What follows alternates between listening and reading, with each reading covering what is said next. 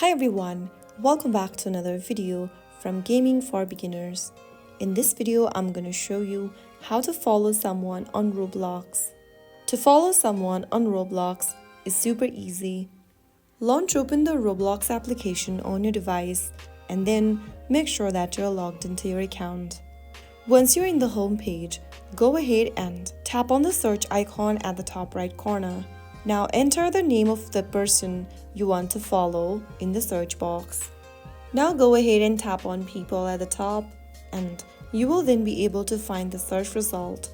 Tap on the contact's name from the search result and then go ahead and swipe down from the person's profile and click on View Full Profile. You will then be able to see the full profile of the contact that you searched. Click the three dots right next to Add Friends and then click on the Follow button in order to follow the contact. Once you follow them, you will see their followed status and you'll start getting updates on their activity. That is how you easily follow someone on Roblox.